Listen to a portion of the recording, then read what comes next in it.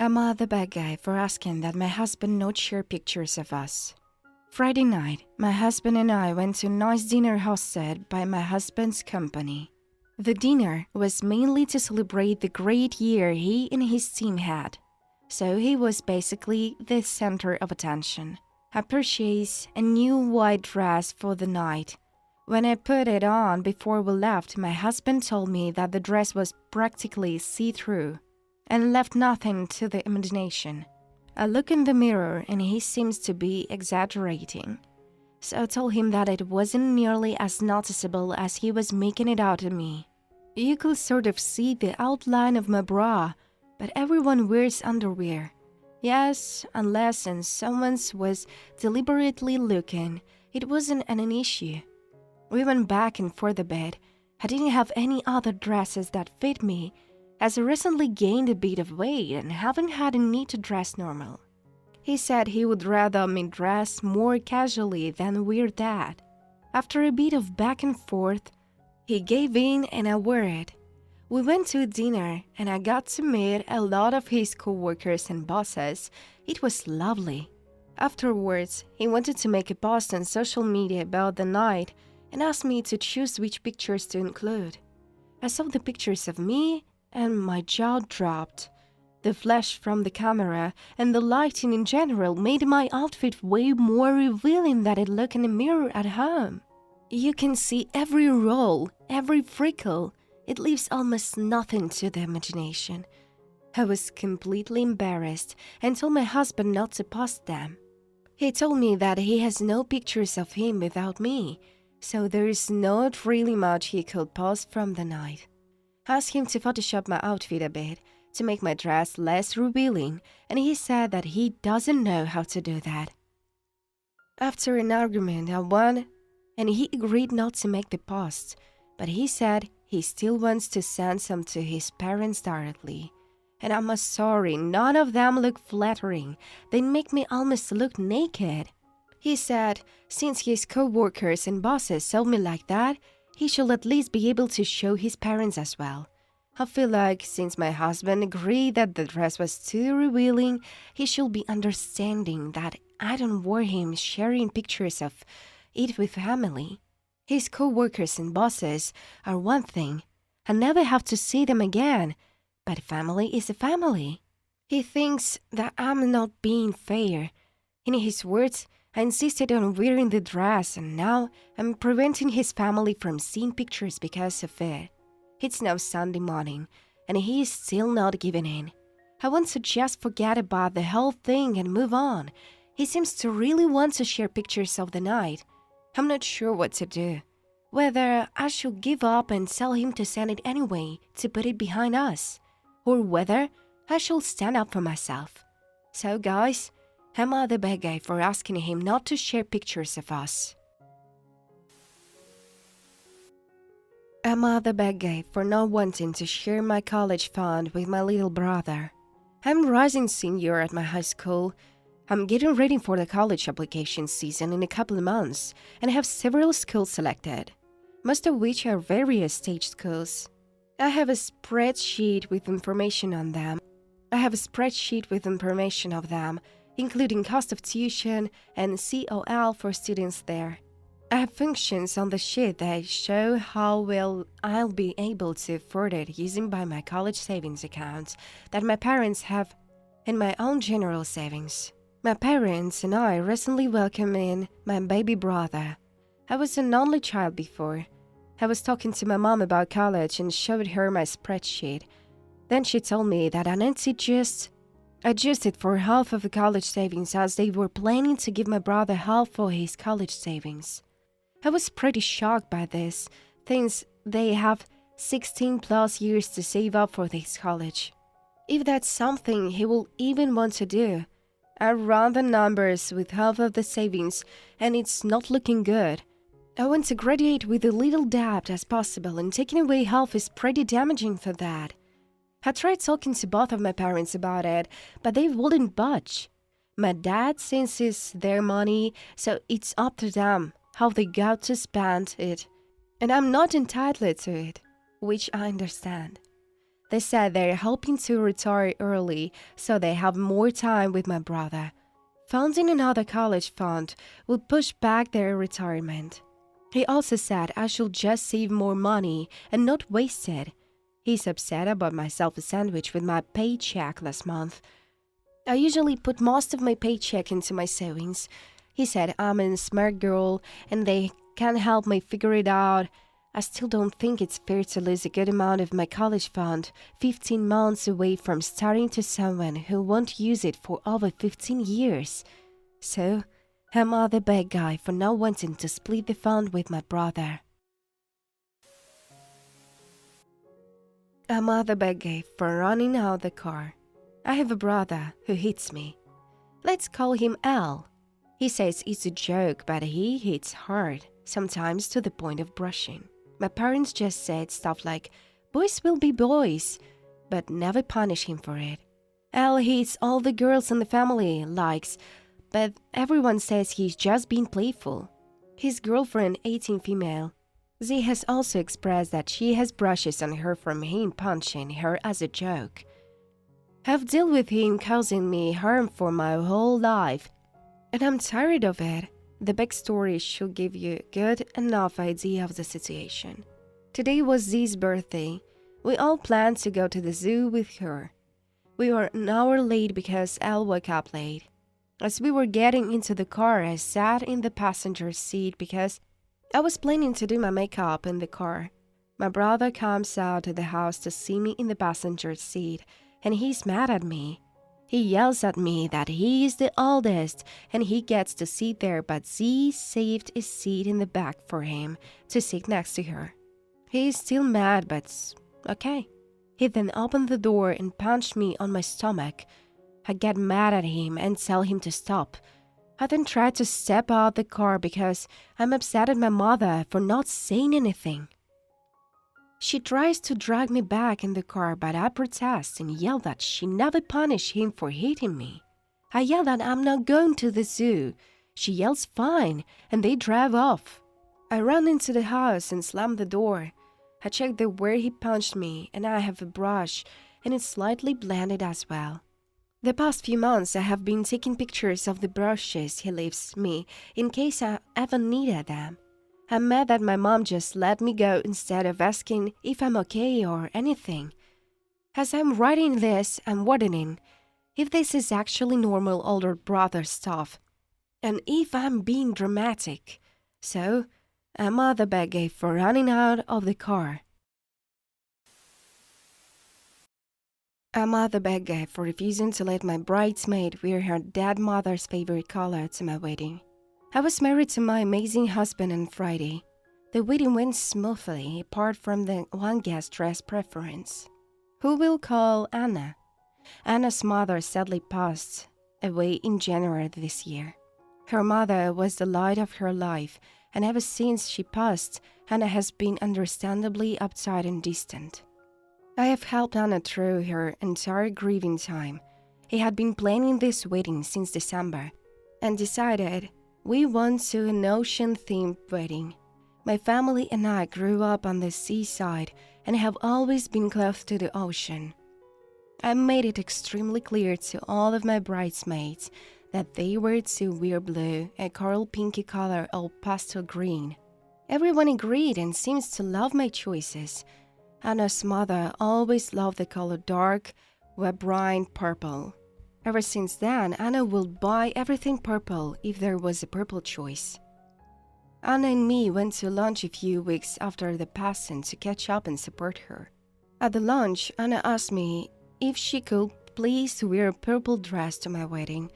I'm not crazy about themes usually, but since the wedding was themed to support my family tradition and considering my maid of honor will also going to be wearing a gorgeous pastel blue dress with purple and gold essence, me and my husband, who I decided to call and discuss the idea with him, politely told her that we understand what she's going through, but we really want bridesmaids on the theme. To this she looked hurt and left lunch earlier than expected. I hardly heard from Anna until around 4 weeks after our launch, despite my attempts at texting, phoning, and even knocking on the door. But she's continued to shut me off. That was until she texted me, "What do you think of these dresses?" And displays many different purple dresses in photos. I kindly removed Anna that she wouldn't be wearing a purple dress to my wedding. Anna was enraged. I told to her that I understand her feelings, but my wedding is my own special day. So this she blocked me. Anna unblocked me 2 days later, apologizing for the way she acted. Well, when the wedding rolled around, Anna showed up in a purple dress.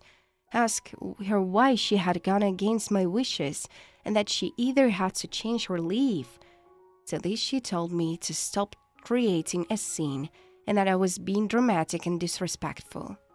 Anna broke up in a screaming match and called me and my family intensive selfish bastards. She was escorted out the door and screaming. Once the wedding had ended and I received message from Anna's family, friends, and even Anna, they were all saying how Anna was going through a lot and that I was being a bad guy. So am I the bad guy for not just letting Anna wear the damn purple dress? Am I the bad guy for having my ex-wife parents come pick up and move out all of her stuff after she went on an unexpected 3 full weeks vacation? So my ex-wife and I have been divorced since December, but since then, she's leaving my house. In the divorce, I was awarded it 100%, and she signed a quitclaim and everything, without paying rent, utilities, or anything. We have 50-50 custody, and I pay child support. When she is here, she just sleeps and plays with her phone. I cook, I clean, I help my kid with homework and etc. I've been bugging her to move out for a few months now. In May, she decided to go on vacation by herself for what was supposed to be less than 2 weeks. Me and my kid are at home, having a good time. By then, the days she's supposed to come back rolls around and she's no-show. Then a few more days. During this time, she's messaging her daughter once, me never, and her mom is calling me to find out where she is. I eventually got a hold on her, and she says she'll be home late the next day. Well, that day rolls around and she's no-show again. At this point, I'm just tired of her immaturity, and I phoned her mom and dad and told them they need to come load up and move everything that hers out of my house and move it out to either a storage unit or their house. Well, eventually she decides to grace us with her presence. After nearly 4 weeks of being gone. At this point, I've had to cancel things I had planned, and all of her stuff has been relocated to her parents' place. She loses her shit, understandably, and says I'm abusive and had no right to have her stuff moved. Eventually, she calls her parents and gets the right to their house. I don't appreciate my home being used as free storage for someone ungrateful like her. And I don't think her vacation was fair to me, her daughter, or her family. Adults with kids don't just take month-long trips alone because they feel like it. So basically, am I the bad guy here? Am I the bad guy for telling mom's sister to stop volunteering me for stuff? I'm 29, male, working full-time and part-time. Here's the situation. Well, recently, I keep getting texts from my mom and my sister. And it will always be something like, "Hey, can you help Mr. Jones install her sliding glass door?" And that was fine at first, because they were asking me, and usually I will say no. But recently, they changed it the way they said it, like, "You're going to go help Mr. Jones, right? You're going to help Miss Holmes clean her garage, right? You're going to go over to Miss Stone's place to go show the menu, right?" It's gotten to the point where they just expect me to know things are wrong and that I have to go fix them. I'm already tired from the long hours at work, and they will just keep texting me asking if I have any free time during the weekend. And if I don't answer the text, then they call. It came to a boil when my dad called. And then I pick up and he asked me about it, saying, "Your mom and your sister want me to call because they said you'll say yes if I call." And then proceeded to ask me about if I could help out their friends or neighbors. But I already live 30 minutes away from them. And I just feel like snapping right then and there. I already will have to have an hour commute in total just to get there and back. It came too hard when we were at the family reunion and my mom and sister were going around volunteering me for projects without even telling me. Then when I said I couldn't, "Oh, your mom and sister said you were available," I couldn't take it anymore.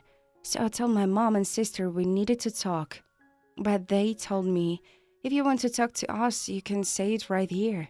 They said it loud enough to get everyone's attention. And I just straight up said I couldn't keep up with all the things they're volunteering me for, and it's driving me nuts. Then they said, "Well, some of them can move around so well anymore, so they need your help. Don't you want to help them?" I then tried to explain that I'm already working full time and I barely have any time to myself anymore. And that it's not cool to volunteer me for projects not knowing my schedule or just assuming I don't have anything else going on.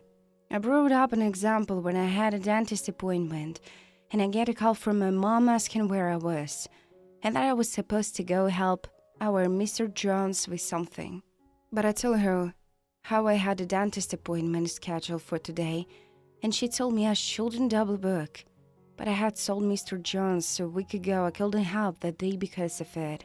Then my mom and sister start to raise their voices at me saying I'm overreacting and that they don't ask me for much. You're right, you just tell people I will do it without asking me first. In hindsight, I know I could have handled that better. So what do you think? Am I the bad guy here? Am I the bad guy for refusing to give my stepsister a piece of art after finding out she was planning to sell it? My dad passed away a few months ago. He and my mother were divorced, and his second wife passed away a couple of years ago. So I was the sole beneficiary of his will.